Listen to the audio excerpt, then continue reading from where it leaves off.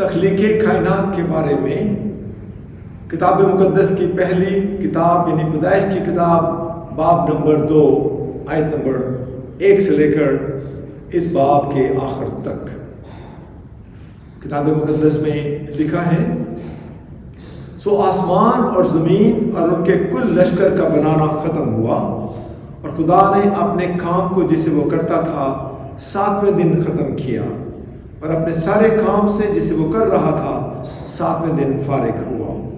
اور خدا نے 7ویں دن کو برکت دی اور اسے مقدس ٹھہرایا، کیونکہ اس میں خدا ساری کائنات سے جسے اس نے پیدا کیا اور بنایا فارغ ہوا۔ یہ ہے آسمان اور زمین کی پیدائش جب وہ خلق ہوئے۔ جس دن خدا نے زمین اور آسمان کو بنایا، اور زمین پر اب تک کھیت کا کوئی پودا نہ تھا اور نہ میدان کی کوئی سبزی اب تک اگی تھی، کیونکہ خدا نے زمین پر پانی نہیں برسایا تھا، اور نہ زمین جوتنے کے لیے کوئی انسان تھا، بلکہ زمین سے کوہر اٹھتی تھی اور تمام روئے زمین کو سیراب کرتی تھی۔ اور خدا نے زمین کی مٹی سے انسان کو بنایا اور اس کے نتھنوں میں زندگی کا دم پھونکا، تو انسان جیتی جان ہوا۔ اور خدا نے مشرق کی طرف عدن میں ایک باغ لگایا اور انسان کو جسے اس نے بنایا تھا وہاں رکھا۔ اور خدا نے ہر درخت کو جو دیکھنے میں خوشنما اور کھانے کے لیے اچھا تھا زمین سے اگایا، اور باغ کے بیچ میں حیات کا درخت اور نیک و بد کی پہچان کا درخت بھی لگایا۔ اور عدن سے ایک دریا باغ کو سیراب کرنے کا نکلا، اور وہاں سے 4 ندیوں میں تقسیم ہوا۔ پہلی کا نام فیسون ہے، جو حویلہ کی سرزمین کو جہاں سونا ہوتا ہے گھیرے ہوئے ہے، اور زمین کا سونا چوکھا ہے، اور وہاں موتی اور سنگے سلیمانی بھی ہیں۔ اور دوسری ندی کا نام جیہون ہے، جو کوش کی سرزمین کو گھیرے ہوئے ہے، اور تیسری ندی کا نام دجلہ ہے، جو اسور کے مشرق کو جاتی ہے، اور چوتھی ندی کا نام فرات ہے۔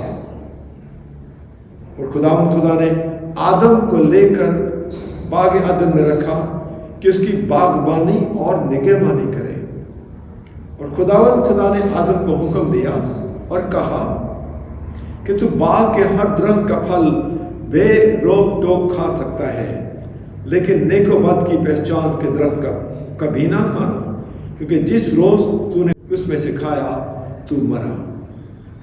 اور خدا نے کہا کہ آدم کا اکیلا رہنا اچھا نہیں، میں اس کے لیے ایک مددگار اس کی مانند بناؤں گا۔